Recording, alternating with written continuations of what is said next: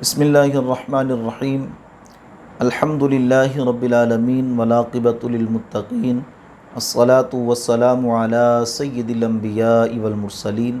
اما بعد فاعوذ باللہ من الشیطان الرجیم بسم اللہ الرحمن الرحیم یا ایہا الذین آمنوا اذا قمتم من الصلاة فاغسلوا وجوہکم وایدیکم من المرافق وامسحوا برؤوسکم وارجلکم الی الکعبین۔ معزز سامعین، آج ہم وضو کے مسائل میں سے سب سے پہلے وضو کے جو فرائض ہیں وہ آپ کے سامنے رکھتے ہیں۔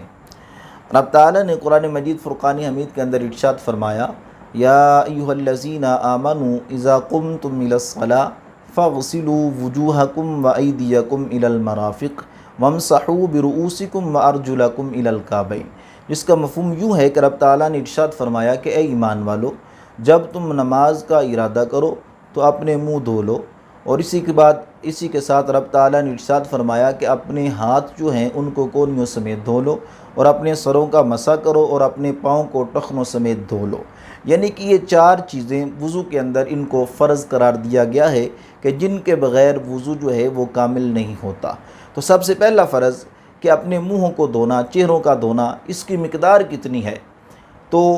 عادتاً جہاں سے بال اگتے ہیں وہاں سے لے کر تھوڑی کے نیچے تک، اور دونوں جو کان ہیں ان کی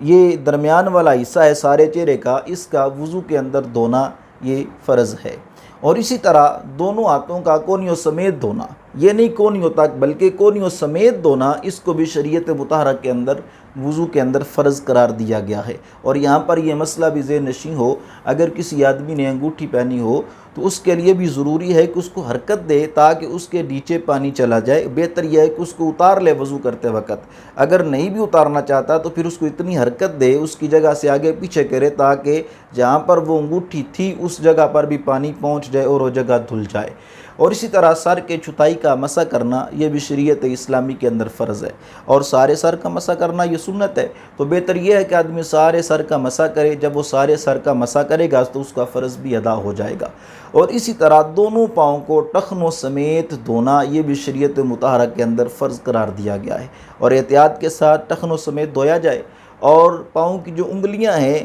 بس اوقات وہ ملی ہوئی ہوتی ہیں، تو وہاں پر بھی احتیاط کے ساتھ ان کے اندر پانی کا جاری کرنا یہ بھی ضروری ہے تاکہ کوئی جگہ جو ہے وہ خشک نہ رہ جائے۔ تو وضو کے اندر یہ چار فرض ہیں، تو تمام جو مسلمان ہیں ان کو چاہیے کہ جب وضو کریں تو احتیاط کے ساتھ فرائض کو ادا کریں۔